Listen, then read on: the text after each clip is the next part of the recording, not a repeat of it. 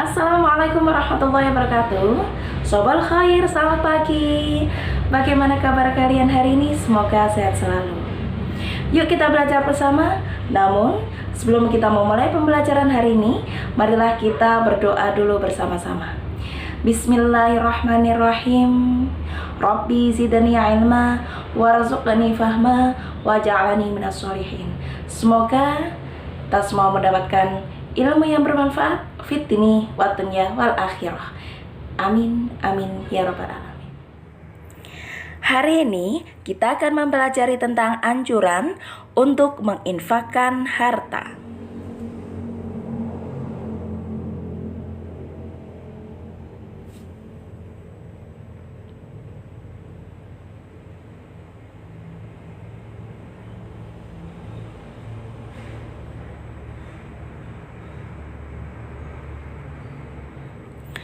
Yang pertama, Quran Surat Al-Baqarah ayat 254.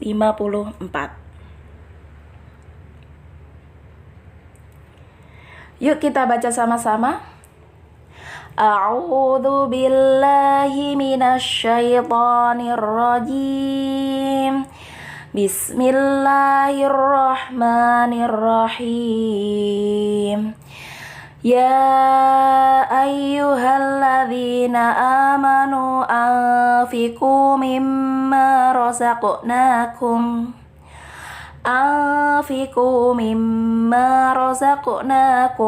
min qabli an ya'tiya yawmun la bay'un fihi wala khullatun wala syafa'ah wal kafiruna humudz zalimun. Artinya, wahai orang-orang yang beriman, infakkanlah sebagian dari rezeki yang telah kami berikan kepadamu sebelum datang hari ketika tidak ada lagi jual beli, tidak ada lagi persahabatan, dan tidak ada lagi syafaat.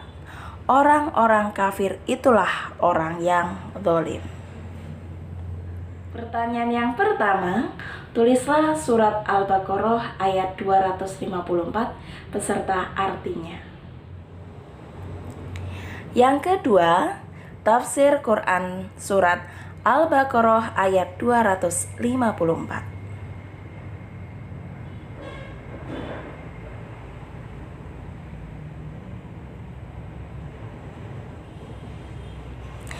Pada ayat ini diperintahkan kepada orang-orang yang beriman agar menafkahkan sebagian dari harta benda yang telah dilimpahkan kepada mereka untuk kepentingan diri dan keluarga atau kepentingan masyarakat umum.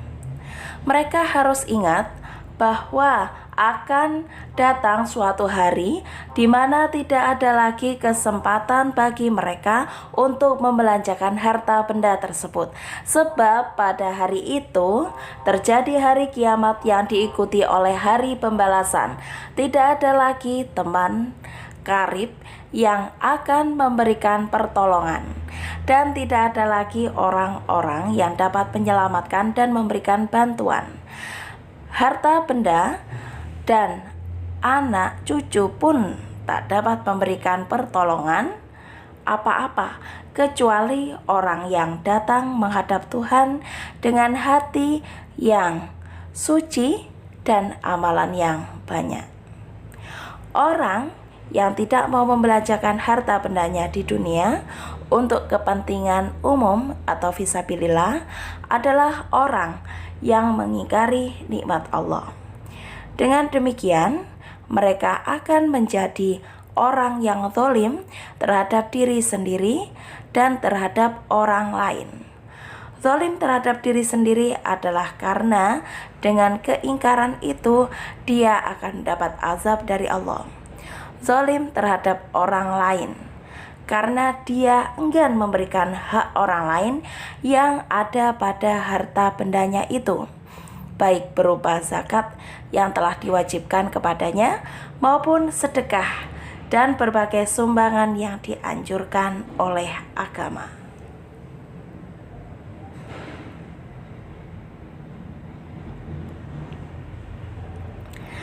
Ada berbagai pendapat para ulama mengenai infak dan pembelanjaan harta yang dimaksudkan dalam ayat ini. Sebagian mengatakan bahwa yang dimaksud dengan infak dalam ayat ini ialah infak wajib, yaitu zakat.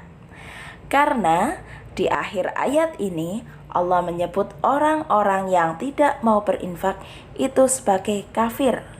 Seandainya yang dimaksudkan dengan infak di sini hanya sunnah, yaitu sedekah, tentu mereka yang tidak bersedekah tidak akan disebut sebagai kafir. Sebagian ulama berpendapat bahwa yang dimaksudkan dengan infak dalam ayat ini telah diartikan yaitu infak untuk kepentingan jihad fisabilillah, yaitu untuk kepentingan perjuangan menegakkan agama Allah serta mempertahankan diri dan negara terhadap ancaman musuh. Sedang ulama yang lain berpendapat bahwa yang dimaksudkan dengan infak dalam ayat ini adalah infak wajib dan infak sunnah, yaitu zakat dan sedekah. Adapun kata-kata kafir dalam ayat ini adalah mempunyai arti enggan berzakat, bukan kafir dalam pengertian tidak beriman.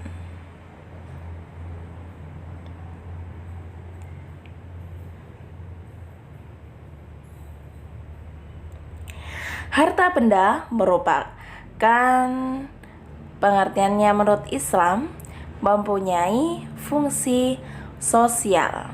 Di samping untuk kepentingan pribadi, apabila seseorang telah berhasil memperoleh harta benda dengan cara yang halal, maka dia mempunyai kewajiban untuk membelanjakan sebagian dari harta bendanya untuk kepentingan diri dan keluarganya, dan sebagiannya lagi untuk kepentingan umum, baik berupa zakat, sedekah, atau sumbangan sukarela untuk kemaslahatan umum. Menunaikan zakat mengandung dua macam faedah. Pertama, faedah bagi orang yang menunaikan zakat itu ialah membebaskannya dari kewajiban yang telah dipikulkan Allah kepadanya.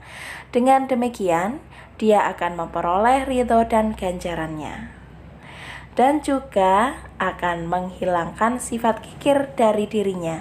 Faedah kedua ialah bahwa penunaian zakat itu berarti pula mensucikan harta itu terkandung hak orang lain, yaitu hak kaum kerabat, fakir miskin, ibnu sabil, dan orang-orang lain yang memerlukan pertolongan.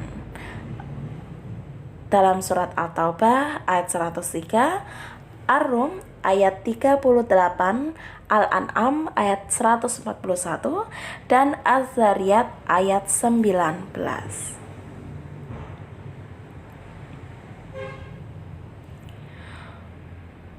Sungguh amat tinggi hikmah yang terkandung dalam syariat Islam yang berkenaan dengan zakat, sebab manusia pada umumnya bersifat kikir.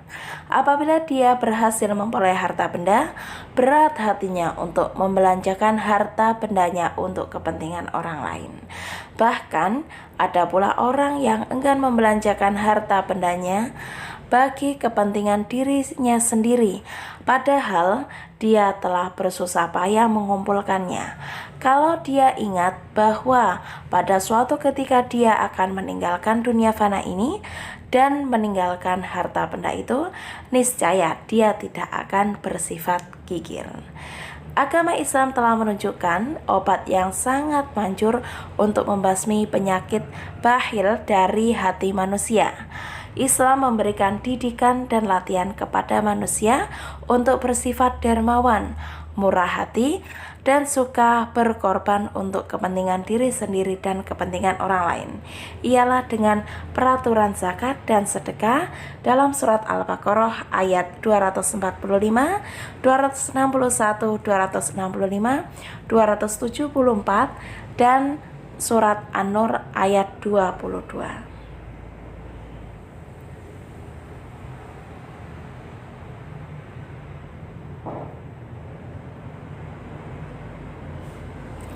Sedekah dan berbagai sumbangan yang kita berikan kepada kepentingan umum, untuk kepentingan umum oleh agama dinilai sebagai amal jariah, suatu amal yang pahalanya akan tetap mengalir kepada orang yang melakukannya walaupun dia telah meninggal dunia, selama hasil sumbangan itu dapat dinikmati dan dimanfaatkan oleh masyarakat umum.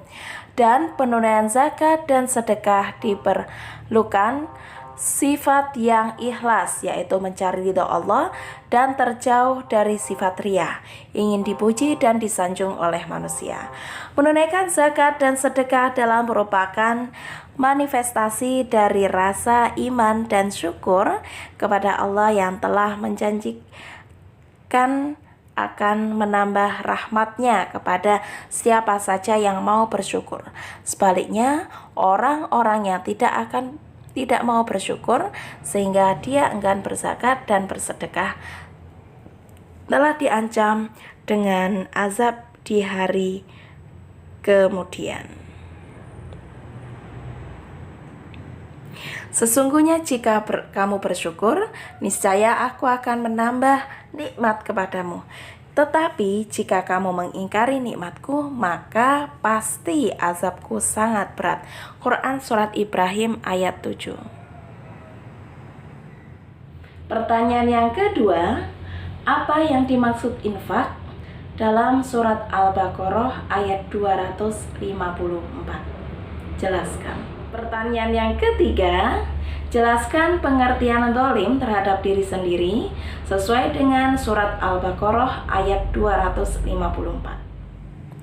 Yang ketiga, keterangan mengenai Quran surat Al-Baqarah.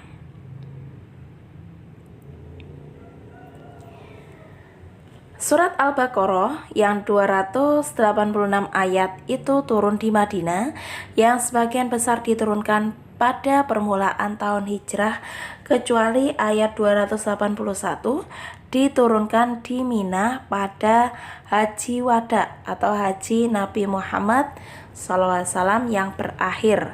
Seluruh ayat dari surat Al-Baqarah termasuk golongan Madaniyah, merupakan surat yang terpanjang di antara surat-surat Al-Quran, yang di dalamnya terdapat pula ayat yang terpanjang, ayat 282. Surat ini dinamai Al-Baqarah karena di dalamnya disebutkan kisah penyembelihan sapi betina yang diperintahkan Allah kepada Bani Israel. Ayat 67 sampai dengan 74 di mana dijelaskan untuk orang Yahudi pada umumnya dinamai Fushat atau Fushatul Quran atau puncak Al-Quran karena memuat beberapa hukum yang tidak disebutkan dalam surat lain. Dinamai juga surat Alif Lam Mim karena surat ini dimulai dengan Alif Lam Mim.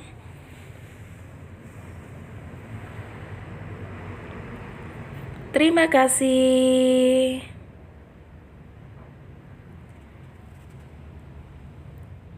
Pertanyaan yang keempat, sebutkan 2 macam faedah bagi orang yang menunaikan zakat. Pertanyaan yang kelima, berikan penjelasan tentang surat Al-Baqarah. Surat Al-Baqarah terdiri dari berapa ayat? Kapan diturunkannya surat Al-Baqarah ini? Dan diturunkan di kota mana? Alhamdulillahirrahmanirrahim, usai sudah pembelajaran pada hari ini. Tetap semangat untuk pembelajaran selanjutnya. Marilah kita tutup pembelajaran hari ini dengan doa bersama-sama. Bismillahirrahmanirrahim. Allahumma inni astaghfiruka ma'allamtani farduduhu ilayya inda hajati wa la tansani ya rabbal alamin. Syukran ala timamikum. Wassalamualaikum warahmatullahi wabarakatuh.